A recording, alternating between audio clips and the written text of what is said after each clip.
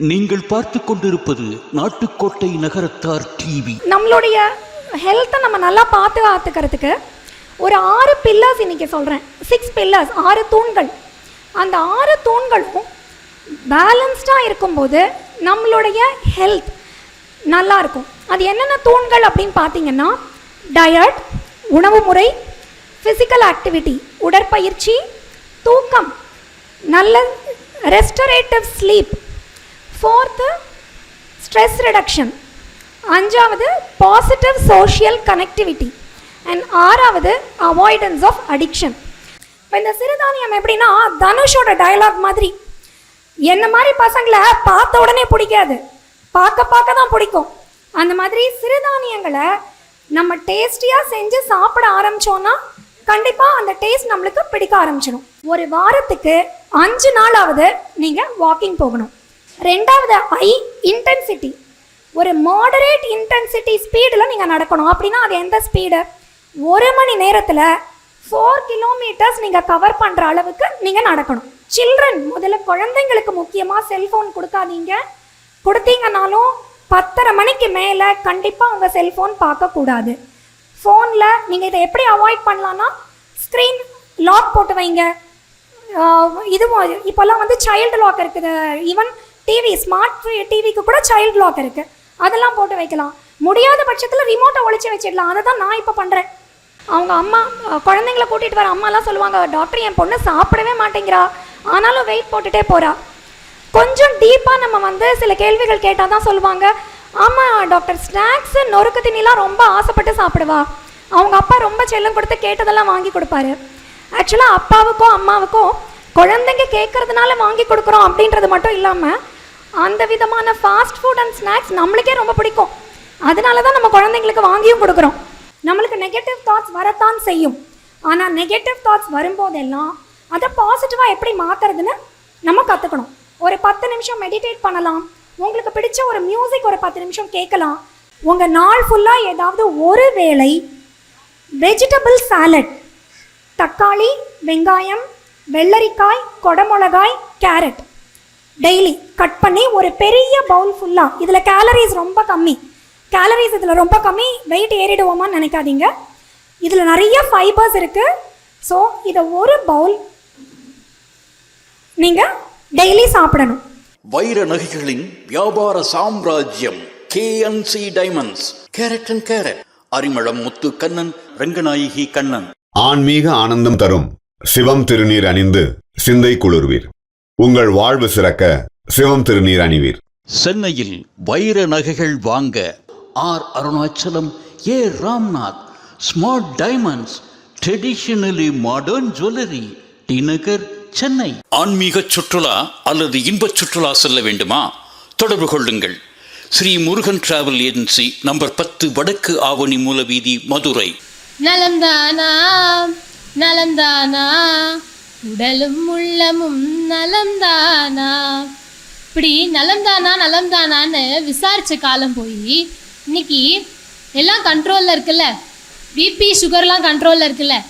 Attack எதுவும் அப்புறம்லாம் வந்துடலையே அப்படின்னு கேட்குற அளவுக்கு நம்மளுடைய வாழ்க்கை முறை மாறி போயிடுச்சு.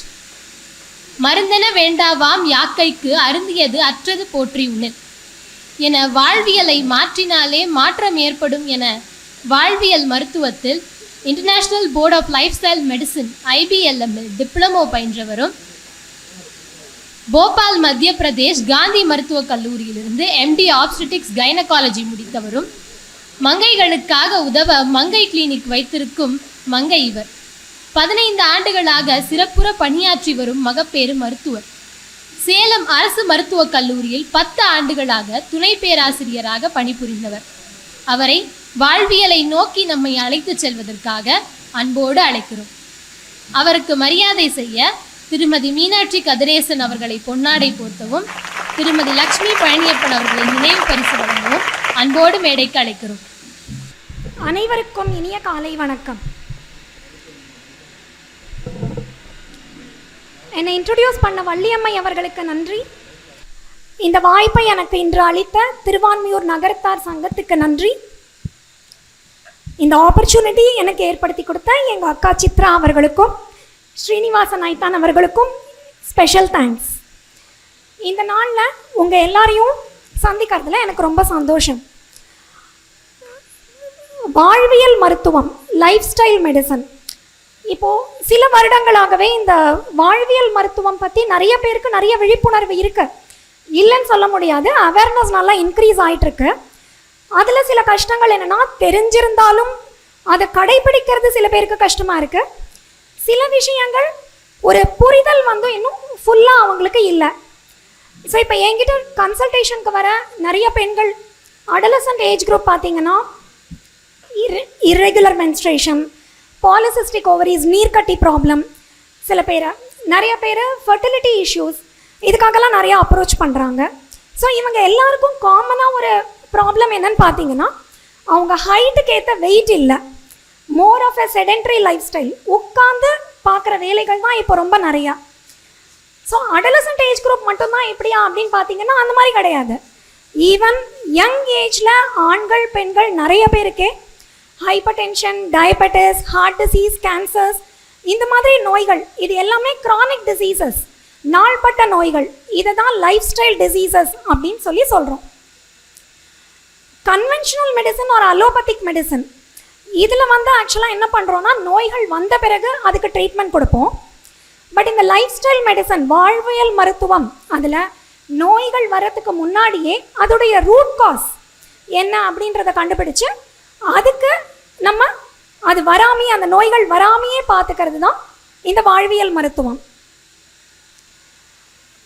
நம்மளுடைய ஹெல்த்தை நம்ம நல்லா பார்த்துக்கிறதுக்கு ஒரு 6 பில்லர்ஸ் இன்றைக்கி சொல்கிறேன். 6 பில்லர்ஸ், 6 தூண்கள்.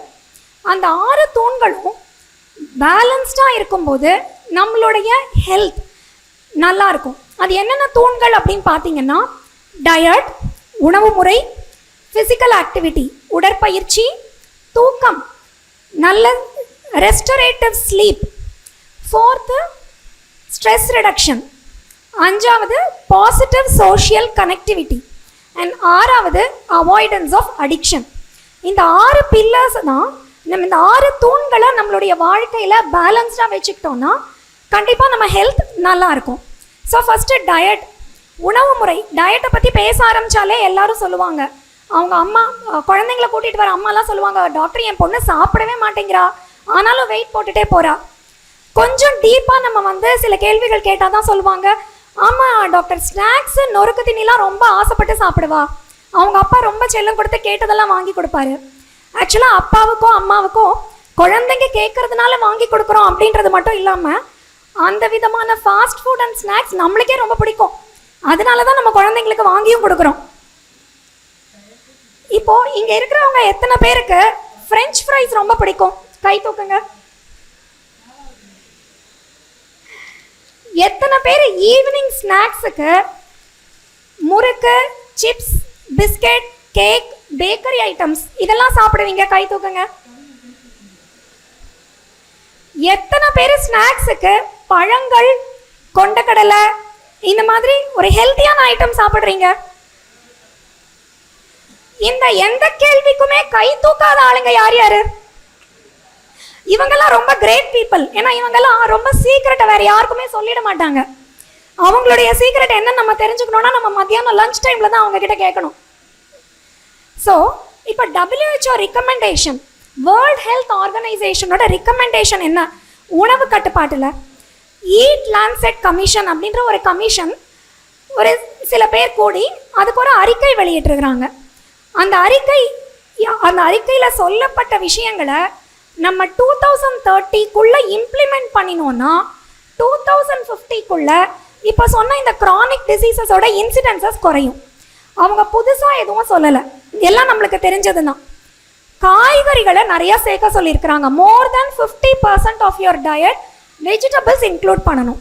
இப்போ நம்ம சின்ன வயசில் பயாலஜிலாம் நம்ம படிச்சிருப்போம், 10th 11th ஒரு பிரமிட் மாதிரி சொல்லியிருப்போம். அந்த பிரமிடில் கீழே இருக்கிற செக்மெண்ட் கார்போஹைட்ரேட்ஸ், மாவு சத்துக்கள். நீங்கள் ஒரு 60% சாப்பிடுங்க, அதுக்கு மேலே தான் ப்ரோட்டீன்ஸ், அப்புறம் தான் பழங்கள், காய்கறிகள் இதெல்லாம் வந்தது. இப்போ அந்த கான்செப்டே கிடையாது, இப்போ பிரமிடே மாறிடுச்சு. இப்போ ஃபுட் பிரமிட் நீங்கள் பார்த்தீங்கன்னா அந்த கீழே இருக்கிற செக்மெண்ட்டில் வெஜிடபிள்ஸ் அண்ட் ஃப்ரூட்ஸ் தான் நிறையா இருக்குது. ஸோ மோர் தேன் 50% வெஜிடபிள்ஸ் சாப்பிடணும். அப்போது தட்டில் நம்ம என்ன பண்ணுறோம், யூஸ்வலாக நம்ம வீட்டில் முதல்ல சாதம் போட்டு சாம்பார் ஊற்றி அந்த சாம்பாரும் ரொம்ப தண்ணியாக தான் வைப்போம், ரொம்ப கெட்டியாலாம் வைக்கிறது கிடையாது, பருப்பை கம்மியாக தான் போடுவோம். அதுக்கப்புறம் காய்கறியை கொஞ்சம் கொஞ்சம் வச்சுக்கிறோம். இது மாதிரி இனிமேல் எடுத்துக்கக்கூடாது. முதல் தட்டில் நம்மளுடைய மீல் பிளேட் எப்படி இருக்கணும் அப்படின்னா, முதல் காய்கறி, அதில் ஃபஸ்ட்டு 1/4 ஆஃப் த பிளேட் உங்களுக்கு வெஜிடபிள் சாலட், அதாவது சமைக்காத உணவு. வெஜிடபிள் சாலட் 1/4, அடுத்த 1/4 வெஜிடபிள் சமைச்ச காய்கறி, கூட்டு, பொரியல் இதெல்லாம் எடுத்து வச்சுக்கணும். அதுக்கப்புறம் ப்ரோட்டீன்ஸ் இருக்குதான்னு பார்க்கணும்.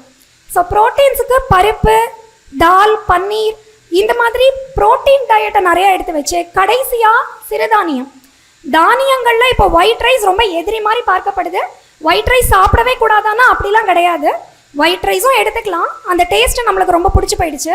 பட் இப்போ நீங்கள் அரிசியை வாங்க போகிறீங்க அப்படின்னா ஒரு ஒயிட் ரைஸையே ஒரு 10 கிலோ வாங்காமல் எல்லா சிறுதானியம், ராகி, சாமை, வரகரிசி, மாப்பிள்ளை சம்பா எல்லாத்துலேயுமே ஒவ்வொரு கிலோ வாங்கிக்கோங்க.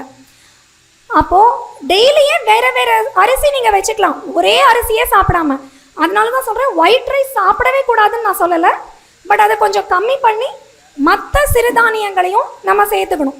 இப்போ இந்த சிறுதானியம் எப்படின்னா, தனுஷோட டயலாக் மாதிரி, என்ன மாதிரி பசங்களை பார்த்த உடனே பிடிக்காது, பார்க்க தான் பிடிக்கும்.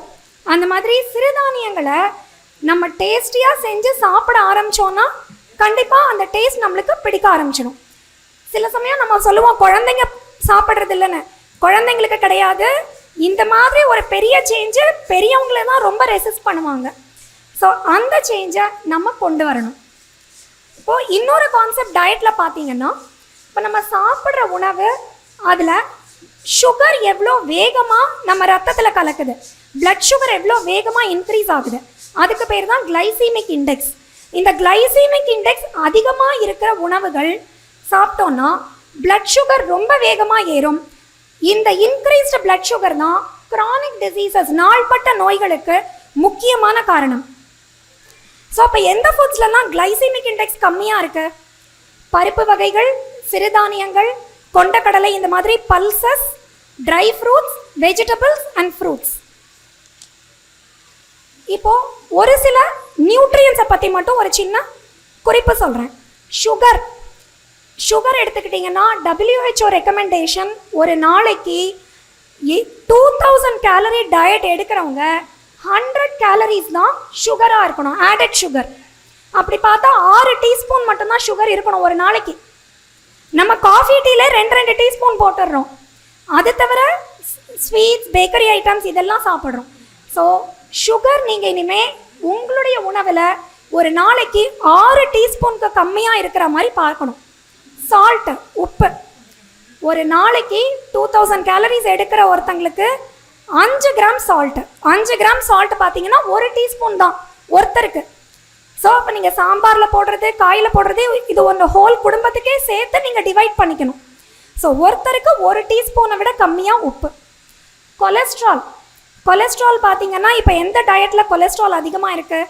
நான் வெஜிடேரியன், மீட், எக்கு, ஃபிஷ் கூட கொஞ்சம் பரவாயில்லை. மற்ற ஃபாஸ்ட் ஃபுட் ஐட்டம்ஸ் இது எல்லாத்துலேயுமே கொலஸ்ட்ரால் அதிகமாக இருக்குது. அப்போ கொலஸ்ட்ரால் கம்மியாக இருக்கிற டயட் வெஜிடபிள்ஸ் அண்ட் ஃப்ரூட்ஸ். இந்த மாதிரி சால்ட் கண்டென்ட்டு, கொலஸ்ட்ரால் கண்டென்ட் இது எல்லாத்தையுமே கம்மி பண்ணணும்னா நீங்கள் என்ன உணவை கம்மி பண்ணணும்? Processed foods, packaged items. எந்த உணவெல்லாம் நேச்சுரல் ஹோல் ஃபுட்ஸ் அப்படின்னா அதில் இன்க்ரீடியன்ட் லிஸ்ட்டே இருக்காது. இப்போ நம்ம போய் ஒரு தக்காளி வாங்குகிறோம், வெங்காயம் வாங்குகிறோம், அதில் என்ன இன்க்ரீடியன்ட் லிஸ்ட்டாக இருக்குது? ஒரு ஃப்ரூட்ஸ் வாங்குகிறோம், அதில் எங்கேயுமே இன்க்ரீடியன்ட் லிஸ்ட் இருக்காது. நீங்கள் வாங்குகிற எந்த ஃபுட்டில் இன்க்ரீடியன்ட் லிஸ்ட் இருக்குதோ அது எல்லாமே ப்ராசஸ்டு ஃபுட்ஸ். ஸோ அதை எல்லாத்தையும் நீங்கள் கம்மி பண்ணினீங்கன்னா கொஞ்சம் நம்ம ஹெல்த்தியாக சாப்பிட ஆரம்பிப்போம். So take home messages for food. உணவு கட்டுப்பாட்டில் நீங்கள் சில விஷயங்கள் எடுத்துகிட்டு போகணுன்னு நினச்சிங்கன்னா, ஒன்று ப்ராசஸ்ட் ஐட்டம்ஸை கம்மி பண்ணி நேச்சுரல் ஹோல் ஃபுட்ஸை இன்க்ரீஸ் பண்ணுங்கள். செகண்டு, ஹெல்த்தியாக இருக்குது அப்படிங்கிறதுக்காக அதை நம்ம நிறையா சாப்பிட்டாலும் அதுவும் கெடுதல் தான். அளவுக்கு மீறினால் அமுதமும் நஞ்சு. ஸோ ஹெல்த்தியாக இருக்குது அப்படின்னாலுமே நம்ம அந்த விஷயத்தை அந்த போர்ஷன் கண்ட்ரோலில் சாப்பிடணும். Third, mostly plant based diet. ஆனால் அதுக்காக ஹெல்த்தியாக இருக்கணுங்கிறதுக்காக நம்ம வீகனாவோ வெஜிடேரியனாவோ இருக்கணும்னு அவசியம் இல்லை. நம்ம ஒரு நாளைக்கு 3 வேளை சாப்பிட்றோம், ஒரு வாரத்துக்கு 21 வேளை. அந்த 21 வேளையில் ஒரு வேளை நீங்கள் நான்வெஜ் எடுத்துக்கலாம். அந்த நான்வெஜ் ஃபிஷ்ஷாக இருந்தால் நல்லது, பட் இருந்தாலும் சிக்கன் மட்டன் கொஞ்சம் போர்ஷன் கண்ட்ரோலில் இருக்கணும். 4th, ஈட் அ ரெயின்போ எவ்ரிடே. உங்கள் தட்டு கலர்ஃபுல்லாக இருக்கணும். ஒவ்வொரு கலர்லேயும் விட்டமின்ஸ் நிறையா இருக்குது. இப்போ காய்கறிகள்னால் எந்த காய்கறியும் அவாய்ட் பண்ணாமல் எல்லா காய்கறியும் சேர்த்துக்கணும், ஒவ்வொரு நாள் ஒவ்வொரு விதமாக. டாக்டர், இப்போ முன்னாடி காலத்துலலாம் இது மாதிரியா சாப்பிட்டாங்க, எல்லாரும் நிறைய சாதம் போட்டு தானே சாப்பிட்டாங்கன்னு நீங்கள் கேட்கலாம். ஆனால் அப்போ இருந்த நம்மளுடைய பழக்க வழக்கங்கள் வேறு. அப்போ அம்மி ஆட்டுக்கள் இருந்தது, இப்போ மிக்சி கிரைண்டர் வந்துருச்சு. முன்னாடி நம்ம கிணத்துல தான் தண்ணி இறைச்சி குடித்தோம், இப்போ அப்படி இல்லையே, எல்லாத்துக்கும் மிஷின்ஸ் வருது. நம்ம வேலை பார்க்குறது முன்னாடி நடந்து வேலை பார்த்துட்டு இருந்தோம், இப்போ உட்கார்ற இடத்துலேருந்து நம்ம ஹோல் பாடியில் யூஸ் பண்ணுற ஒரே மசில்ஸ் ஃபிங்கர் மசில்ஸாக தான் இருக்குது. ஸோ நம்மளுடைய அடுத்த பில்லர் வந்துட்டேன். இப்போ ஃபர்ஸ்ட் பில்லர் டயட் முடிஞ்சிடுச்சு. அடுத்த பில்லர் ஃபிசிக்கல் ஆக்டிவிட்டி, உடற்பயிற்சி. ஸோ இந்த உடற்பயிற்சி அப்படின்னு சொன்னாலே எல்லாருக்கும் ரொம்ப தெரிஞ்சது வாக்கிங் தான். வாக்கிங் தானே டாக்டர் போக சொல்கிறீங்கன்னு கிளம்பிடுவாங்க. காலுக்கும் வலிக்காமல், நடக்கிற தரைக்கும் வலிக்காமல் ஒரு 3 பேர் சேர்ந்து பேசிக்கிட்டே நடந்து போயிட்டு வருவாங்க. இது உடற்பயிற்சி இல்லை. உங்களுக்கு வாக்கிங்கோடைய கம்ப்ளீட் ஹெல்த் பெனிஃபிட்ஸ் வேணும்னா அதுக்குன்னு சில ரூல்ஸ் இருக்குது. அந்த ரூல்ஸை நீங்கள் ஞாபகம் வச்சுக்கிறதுக்காக ஒரு அப்ரிவியேஷன் ஃபிட், FITT. எஃப் வந்து ஃப்ரீக்வன்சி. ஒரு வாரத்துக்கு 5 நாளாவது நீங்கள் வாக்கிங் போகணும். 2வது I, இன்டென்சிட்டி. ஒரு மாடரேட் இன்டென்சிட்டி ஸ்பீடில் நீங்கள் நடக்கணும். அப்படின்னா அது எந்த ஸ்பீடு? 1 மணி நேரத்தில் 4 கிலோமீட்டர்ஸ் நீங்கள் கவர் பண்ணுற அளவுக்கு நீங்கள் நடக்கணும். அடுத்தது டி வந்து டைம். இது கொஞ்சம் முக்கியமான ஒரு விஷயம். உங்களுடைய கார்டியோவாஸ்குலர் பெனிஃபிட், அதாவது ஹைப்பர் டென்ஷன், ஹார்ட் டிசீஸ் வரக்கூடாது அப்படிங்கிறதுக்காக நீங்கள் உடற்பயிற்சி பண்ணுறீங்கன்னா ஒரு நாளைக்கு 30 மினிட்ஸ், அரை மணி நேரம், 5 நாள் ஒரு வாரத்தில். ஸோ 150 மினிட்ஸ் நீங்கள் நடந்திருக்கணும். அந்த 30 மினிட்ஸ்லேயும் 2 கிலோமீட்டர் நீங்கள் நடக்கணும். இதே வெயிட் குறைக்கணும் அப்படிங்கிறதுக்காக நீங்கள் நடக்கணும்னா ஒரு நாளைக்கு 50 மினிட்ஸ், 50 நிமிடங்கள். ஸோ கியூமுலேட்டிவாக ஒரு வாரத்தில் 250 மினிட்ஸ் நீங்கள் நடக்கணும். நடக்கும்போது ஃபர்ஸ்ட்டு 5 மினிட்ஸ் வார்ம் அப், கொஞ்சம் ஸ்ட்ரெச்சிங் எக்ஸசைசஸ் பண்ணி ஸ்லோவாக ஆரம்பிக்கணும். அதே மாதிரி முடிக்கும் போதும் ஒரு 5 மினிட்ஸ் கூல் டவுன் ஃபேஸ் இருக்கணும், கொஞ்சம் ஸ்லோவாக முடிக்கணும். ஸ்லிப்பர்ஸ் போட்டு தயவு செய்து நடக்காதீங்க. இதுக்காக பரவாயில்லை, இந்த ஒரு ஷூ நீங்கள் வாங்கலாம் தாராளமாக. இது ஒரு இன்வெஸ்ட்மெண்ட்டாக நீங்கள் எடுத்துக்கணும். வாக்கிங்குக்கு ஒரு வாக்கிங் ஷூ நீங்கள் வாங்குறது உங்களுடைய ஹெல்த்துக்கான இன்வெஸ்ட்மெண்ட். ஷூ வாங்கினாலும் நடக்க மாட்டேங்கிறோமே அப்படிங்கிறாங்க. அதுக்கு நீங்கள் காலையில் எழுந்ததுக்கப்புறம் முதல் பார்க்குறது அந்த ஷூவாக இருக்கணும். நீங்கள் பார்த்த உடனே நீங்கள் தூங்குறதுக்கு முன்னாடி அந்த ஷூவை உங்கள் முன்னாடி கொண்டு வந்து வைக்கணும். எழுந்த உடனே அப்போ பார்த்தா தான் ஓகே நம்மளுக்கு நடக்கணும் அப்படின்ற ஒரு மோட்டிவேஷன் நம்மளுக்கு வரும். ஓகே, இதில் நாலாவது டி FITTயில் டைப் ஆஃப் எக்ஸசைஸ். நடைப்பயிற்சி அப்படிங்கிறது உங்கள் ஹார்ட் ரேட்டை இன்க்ரீஸ் பண்ணுற ஒரு உடற்பயிற்சி. ஸோ அதை நம்ம ஏரோபிக் எக்ஸசைசஸ், கார்டியோ எக்ஸசைசஸ்னு சொல்லுவோம். இப்போது கொலஸ்ட்ரால் பற்றி எல்லாருக்கும் தெரியும். அது ஒரு சின்ன கதை மாதிரி சொல்லணும்னா, எல்லா கதையிலையும் ஒரு வில்லன் இருப்பான், ஒரு ஹீரோ இருப்பாங்க. வில்லன் பார்த்தா கொலஸ்ட்ராலில் LDL கொலஸ்ட்ரால் கம்மி பண்ணணும்னா அது உணவு பழக்க வழக்கம். அதுலேயும் உங்களால் கம்மி பண்ண முடியலன்னா நாங்கள் டேப்லெட்ஸ் கொடுப்போம். ஆனால் இந்த ஹீரோ இருக்கிறாங்க பார்த்தீங்களா, HDL கொலஸ்ட்ரால், அதை இன்க்ரீஸ் பண்ணணும்னா பெருசாக உணவு பழக்க வழக்கத்தில் இன்க்ரீஸ் பண்ண முடியாது. எக்ஸசைஸ் பண்ணிங்கன்னா உங்கள் HDL கொலஸ்ட்ரால் இன்க்ரீஸ் ஆகும். அது எந்த விதமான எக்ஸசைஸ் அப்படின்னு பார்த்தீங்கன்னா அதுதான் இந்த செகண்ட் டைப் ஆஃப் எக்ஸசைஸ், அதாவது strength training R resistance exercise. முன்ன காலத்தில் இருந்த நம்மளுடைய பழக்க வழக்கங்களுக்காக நம்ம அந்த டைம் இந்த எக்ஸசைஸ்லாம் பண்ணலை. ஆனால் இப்போ இது ஒரு காலத்தின் கட்டாயம். நம்மளுடைய ஆக்டிவிட்டி குறைஞ்சிடுச்சு. ஸோ நீங்கள் ஸ்ட்ரென்த் ட்ரைனிங் எக்ஸசைஸும் பண்ணணும். ஸோ அது கண்டிப்பாக ஜிம்முக்கு போய் டம்பல்ஸ் தூக்கி தான் பண்ணணுமான்னு கேட்டால் அதெல்லாம் கிடையாது. வீட்டில் இருந்தே உங்களுடைய ஓன் பாடி வெயிட்டை யூஸ் பண்ணியே ரெசிஸ்டன்ஸ் எக்ஸசைஸ் பண்ணலாம். ஆனால் இது வாக்கிங் மாதிரி ரொம்ப ஈஸி கிடையாது. ஸோ ஒரு ட்ரெயினர் வச்சு நீங்கள் ஒரு 1 வீக் ட்ரெயின் பண்ணிங்கன்னா கூட அதுக்கப்புறம் வீட்டிலே கூட நீங்கள் அதை கண்டினியூ பண்ணிக்கலாம். சரி, இப்போது வாக்கிங்கோ எக்ஸசைஸோ 1 மணி நேரம் பண்ண சொல்கிறீங்க டாக்டர், 1 மணி நேரம் பண்ணுறோம், 24 மணி நேரத்தில் 1 மணி நேரம் எக்ஸசைஸ் பண்ணிடுறோம், 8 மணி நேரம் தூங்குறோம், மீதி 15 மணி நேரம் உட்காந்தே சலிச்சா பரவாயில்லையா? ஹெல்த்தியாக இருப்போமா? கண்டிப்பாக கிடையாது. ஸோ நீங்கள் பண்ணுற எந்த வேலையாக இருந்தாலும், அது டெஸ்க்டாப் ஜாபாக இருந்தாலும் இல்லை வேறு எந்த ஒர்க்காக இருந்தாலும், 1 மணி நேரத்துக்கு ஒரு தடவையாவது நீங்கள் உட்கார்ந்துருந்த இடத்த விட்டு எந்திரிச்சு ஒரு 2-3 நிமிஷம் நடந்துட்டு வரணும்.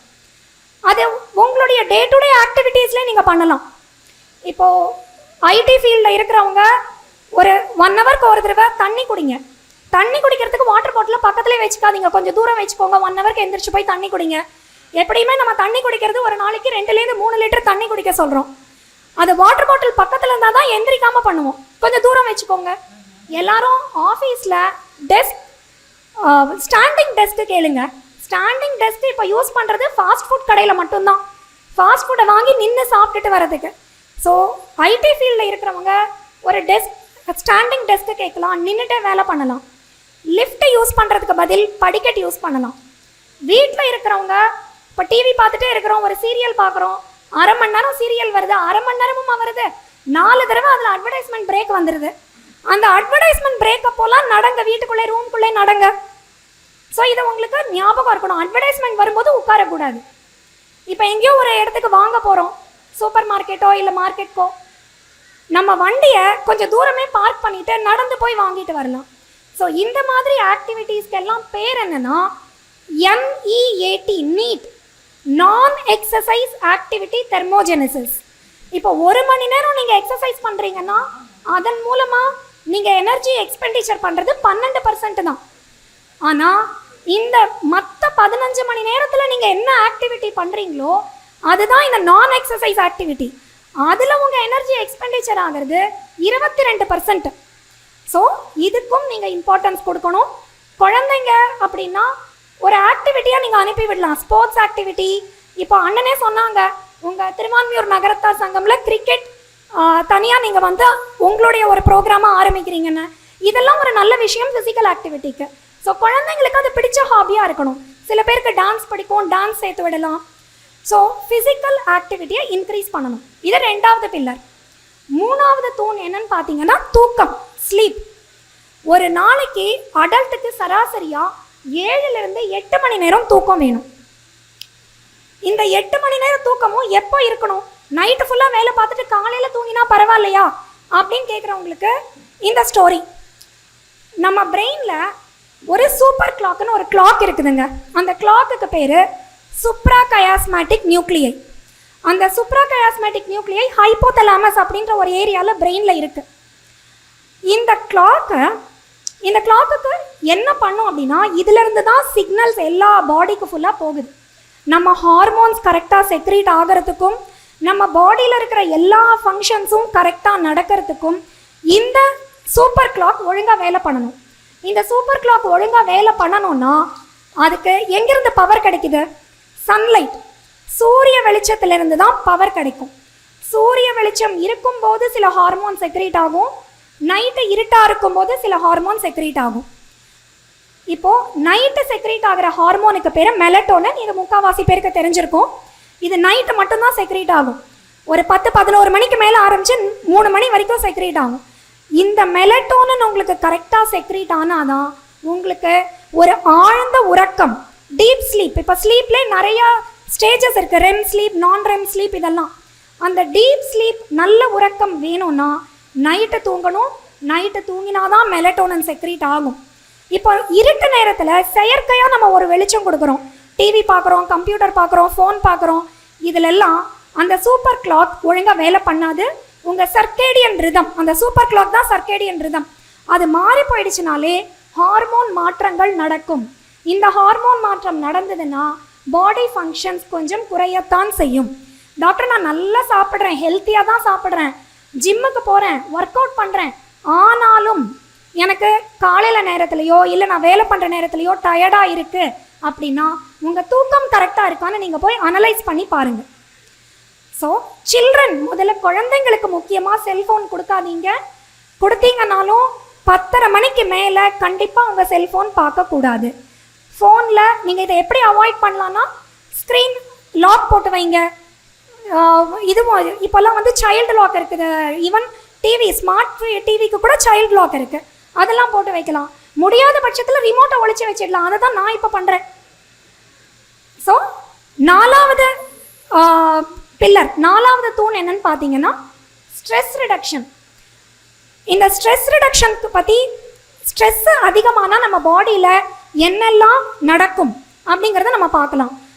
ஆதி காலத்தில் மனுஷங்க எப்படி இருந்தாங்க? காட்டுக்கு போய் வேட்டையாடி அதன் மூலமாக தான் உணவு கிடைச்சிது அவங்களுக்கு. அப்போது நம்ம பிரெயினில் அமெக்டலா அப்படின்ற ஒரு ஸ்ட்ரக்சர் இருக்குது. அதுதான் நம்மளுடைய வாட்ச்மேன் மாதிரி. நம்மளுக்கு டேஞ்சர் வருது அப்படின்னா அது ஒரு சிக்னல் கொடுக்கும். ஸோ இப்போ ஏதோ ஒரு வைல்ட் அனிமல், சிங்கம், புலி துரத்துதுன்னா அப்போ அவங்க என்ன பண்ணுவாங்க? F3 மோட், அதாவது ஃபைட், ஃப்ளைட் ஆர் ஃப்ரீஸ், இந்த 3 ரெஸ்பான்ஸ் தான் நடக்கும். ஒன்று ஓடணும், இல்லைன்னா அது கூட சண்டை போடணும் இல்லையா? அப்போது அவங்களுக்கு எனர்ஜி தேவை. அந்த எனர்ஜி எங்கேருந்து கிடைக்கும்? நம்மளுடைய கல்லீரல், லிவர் வந்து குளுக்கோஸை எக்ஸசிவாக வெளியே ரிலீஸ் பண்ணும். பிளட் குளுக்கோஸ் இன்க்ரீஸ் ஆகும். கைகளுக்கும் கால்களுக்கும் எனர்ஜி போகும். ஒன்று ஓட முடியும், இல்லை ஃபைட் பண்ண முடியும். அந்த டைமில் என்ன ஆகும்? நம்மளுடைய இன்டெஸ்டைன்ஸ், டைஜஸ்டிவ் சிஸ்டம் அப்போ வந்து ஒர்க் பண்ணணும்னு அவசியம் இல்லை. அதுக்கு பிளட் சப்ளை குறைஞ்சு போயிடும். நம்மளுடைய ஃப்ரான்டல் பிரெயின், மூளையில் முன்பகுதி, அது இன்டெலெக்சுவலாக திங்க் பண்ணுறது, அது அப்போ தேவையில்லை. இன்ஸ்டண்ட்டாக நம்ம முடிவு எடுத்து ஓடணும், இல்லை ஃபைட் பண்ணணும். இதெல்லாம் தான் ஒரு ஸ்ட்ரெஸ் இருக்கும்போது நடக்கக்கூடிய விஷயங்கள். ஆனால் இப்போ என்ன பண்ணுறோம்? ஸ்ட்ரெஸ் வருது, உட்கார்ந்தே இருக்கிறோம், உட்கார்ந்தே கவலைப்படுறோம். கோபம், எந்த நெகட்டிவ் தாட்டாக இருந்தாலும் அது ஒரு ஸ்ட்ரெஸ் தான். அப்போது லிவர் என்ன பண்ணும்? அதுக்கு இதெல்லாம் தெரியாது. நம்ம ஓட போகிறோமா இல்லையான்லாம் தெரியாது. அது பாட்டுக்கு இன்க்ரீஸ் பண்ணிவிடும் குளுக்கோஸை. ஸோ எப்போல்லாம் பிளட் சுகர் இன்க்ரீஸ் ஆகுதோ, அதை நம்ம ஒழுங்காக யூட்டிலைஸ் பண்ணலையோ, அப்போது இந்த க்ரானிக் டிசீசஸ் எல்லாமே வரும். ஸோ நம்மளுடைய எய்ம் என்ன? இந்த F3 மோட்லேருந்து நம்ம வெளியே வரணும். இன்னொன்று, இந்த ஸ்ட்ரெஸ் நடக்கும்போது நம்மளுடைய இம்யூன் சிஸ்டம், நம்மளுடைய எதிர்ப்பு சக்திக்கு சில விஷயங்கள் சிக்னல் கரெக்டாக போகாது. ஒன்று, அது சப்ரஸ் ஆகும், ஒழுங்காக வேலை பண்ணாது.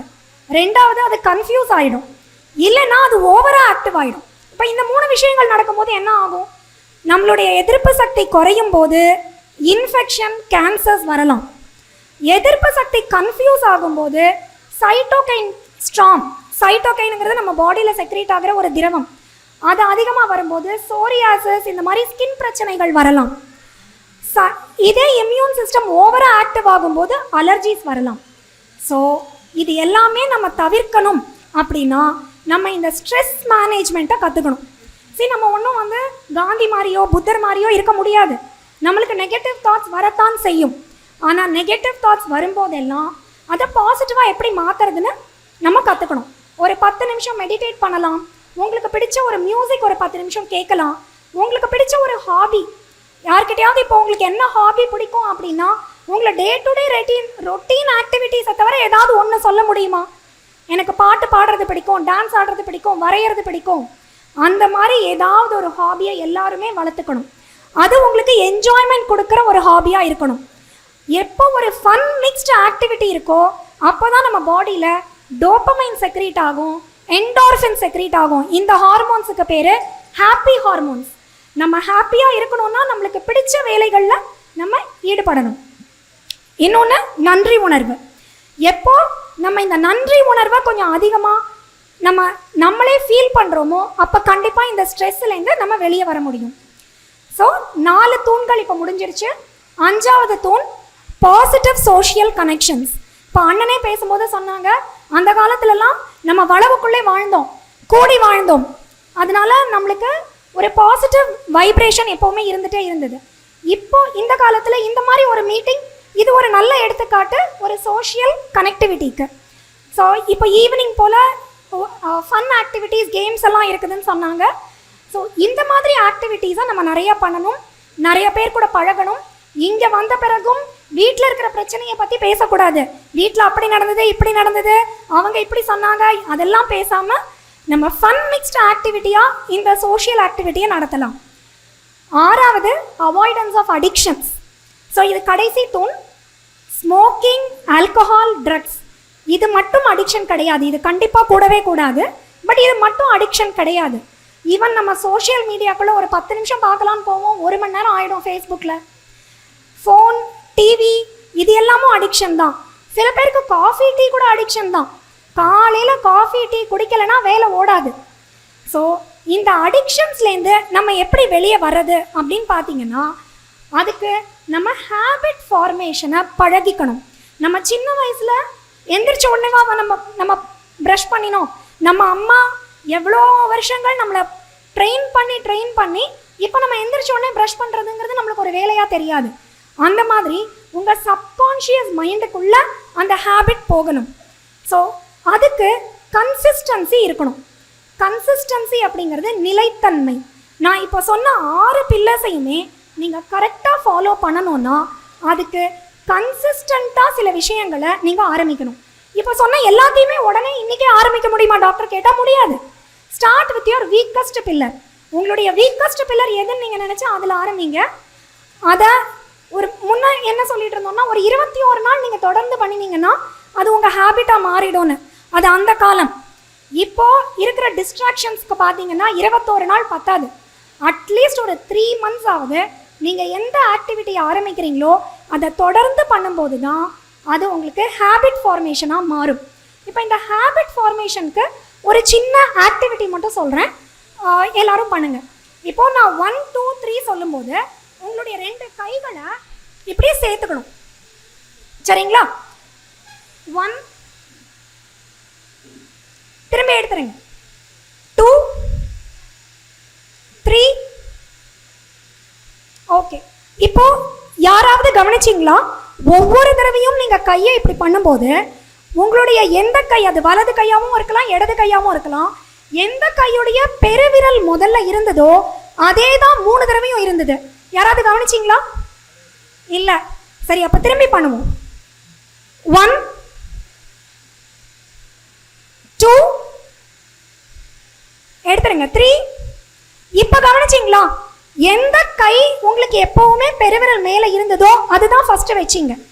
இப்போ ஒரு சின்ன மாற்றத்துக்கு அடுத்த கையுடைய பெருவிரலை நீங்க மேலே வச்சு 2 கையையும் சேருங்க. வேற ஒரு கையோட பெருவிரல் வச்சு சேருங்க. இப்போ எப்படி ஃபீல் பண்றீங்க? நார்மலாவா இல்ல வித்தியாசமா இருக்கா? வித்தியாசமா இருக்குதா? ஏதோ பக்கத்துல இருக்கிறவங்க கையை பிடிச்ச மாதிரி இருக்கா? ஸோ ஆனால் இப்போ அதே கொண்டு வாங்க. இப்போ அந்த செகண்ட் டைம் நீங்கள் பண்ணீங்களா அதை கொண்டு வாங்க. ஒவ்வொரு விரலாக ஷிஃப்ட் பண்ணுங்க. ஒவ்வொரு விரலாக ஷிஃப்ட் பண்ணி புது இதுக்கு கொண்டு வாங்க. ஃபஸ்ட்டு நீங்கள் பண்ணதை விட்டுட்டு புதுசாக இருக்கு இல்லையா, அதுக்கு ஷிஃப்ட் பண்ணி இப்போ ஒவ்வொரு விரலாக ஷிஃப்ட் பண்ணி கொண்டு வாங்க. இப்போ ஓரளவுக்கு உங்கள் கை மாதிரி தெரியுதா? ஓரளவுக்கு ஓகே, இதில் என்னால் அடாப்ட் பண்ணிக்க முடியும் அப்படின்னு உங்களுக்கு தோணுதா? ஸோ இது ஒரு ஹேபிட் ஃபார்மேஷனுக்கு ஒரு எக்ஸாம்பிள். நம்ம ஒவ்வொரு தடவையுமே இது ஒரு சின்ன செகண்ட்ஸில் நம்மளால் மாற்றிக்க முடியாது. இதை நீங்கள் தொடர்ந்து பண்ணும்போது தான் அதை மாற்றிக்க முடியும். இப்போ இந்த ஹேபிட் ஃபார்மேஷனை உங்களுக்கு எப்படி கொண்டு வரதுன்னா, ஒரு அக்கௌண்டபிலிட்டி பார்ட்னர் வேணும் உங்களுக்கு. நான் இன்னையிலேருந்து இந்த ஒரு ஹெல்த்தியான ஒரு விஷயத்தை நான் பண்ண போகிறேன். அந்த அக்கௌண்டபிலிட்டி பார்ட்னர் யாராக வேணா இருக்கலாம். உங்கள் ஸ்பவுஸ், உங்கள் கணவன், இல்லை மனைவி, குழந்தைங்க, அம்மா அப்பா, ஃப்ரெண்ட்ஸ், யாருக்காவது இதை நான் பண்ண போகிறேன், இதை நான் பண்ணலன்னா நீங்கள் கேள்வி கேட்கணும். அப்போ தான் நீங்கள் ட்ராக்குக்குள்ளே வருவீங்க. ஸோ டேக் ஹோம் மெசேஜஸ் பார்த்தீங்கன்னா ஒரு 2 ஆக்ஷன் பிளான் மட்டும் சொல்கிறேன் நீங்கள் இன்னையிலேருந்து ஸ்டார்ட் பண்ணுறதுக்கு. உங்கள் நாள் ஃபுல்லாக ஏதாவது ஒரு வேளை வெஜிடபிள் சாலட், தக்காளி, வெங்காயம், வெள்ளரிக்காய், கொடமிளகாய், கேரட் டெய்லி கட் பண்ணி ஒரு பெரிய பவுல் ஃபுல்லாக. இதில் கேலரிஸ் ரொம்ப கம்மி. கேலரிஸ் இதில் ரொம்ப கம்மி, வெயிட் ஏறிடுவோமான்னு நினைக்காதீங்க. இதில் நிறைய ஃபைபர்ஸ் இருக்குது. ஸோ இதை ஒரு பவுல் நீங்கள் டெய்லி சாப்பிடணும். அடுத்தது வாக்கிங், அந்த ஃபிட் FITT சொன்னேன் இல்லையா, அதை நீங்கள் ஃபாலோ பண்ணுங்கள். இதை நீங்கள் ஃபாலோ பண்ணுவீங்கன்னு நம்புகிறேன். இவ்வளோ நேரம் பொறுமையாக நீங்கள் இதை நான் சொன்னதை கவனித்ததுக்கு ரொம்ப நன்றிகள். வாய்ப்பு கொடுத்த திருவான்மியூர் நகரத்தார் சங்கத்துக்கும் நன்றிகள்.